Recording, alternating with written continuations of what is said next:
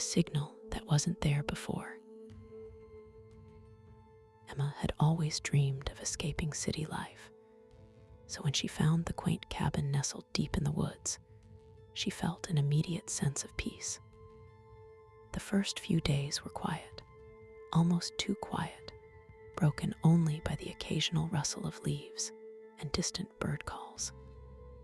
But on the third night, as she fiddled with the old radio she'd found in a dusty cupboard, she stumbled upon a frequency no one had mentioned. A faint signal crackling through static, barely audible, but undeniably there. It wasn't listed on any station directory, and it hadn't been there before. Curiosity pulled Emma deeper into the strange broadcast. The signal wasn't music or news. It was a series of low, whispering voices, fragmented and unintelligible at first. As she adjusted the dial, the whispers seemed to grow clearer, murmuring words that felt oddly familiar, but just out of reach.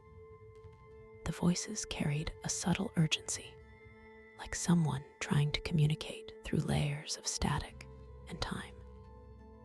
Emma's unease grew with the realization that the signal seemed to respond when she spoke aloud, as if listening and adapting. Night after night, Emma became fixated on the signal.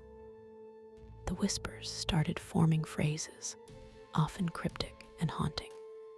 Not alone, listen closely, and they watch. Sleep evaded her as she strained to decipher meaning.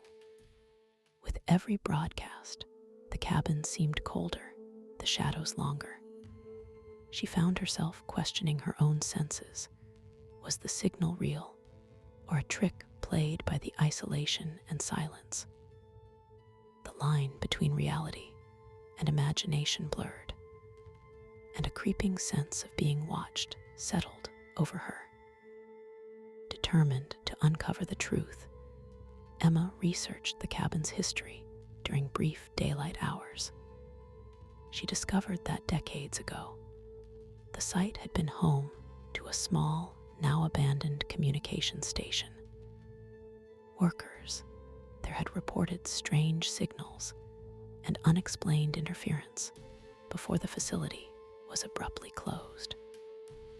The records hinted at a mysterious incident, but gave no clear answers. Emma's heart pounded as she realized the signal might not be a random anomaly. It could be a remnant of something far darker, something that lingered in the air, waiting. One night, as a storm raged outside, the signal changed. The whispers sharpened into a chilling message. "You hear us now." The radio crackled violently, and a new voice emerged, calm, almost human, yet unmistakably otherworldly. Emma froze, the weight of unseen eyes pressing in. The voice promised answers, but only if she dared to listen further.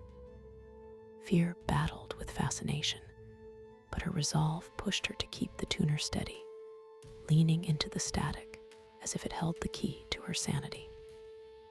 The voice spoke of a presence trapped between worlds, a forgotten fragment of a past tragedy that had imprinted itself onto the signal waves. It was neither malevolent nor kind, but endlessly curious, a lingering echo seeking recognition. Emma realized the whispers were not warnings, but cries for understanding.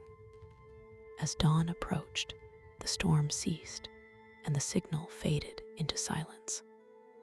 The cabin felt lighter, the oppressive weight lifted, but Emma knew the experience had changed her. The signal might never return, but the question of what truly listens in the quiet would haunt her forever.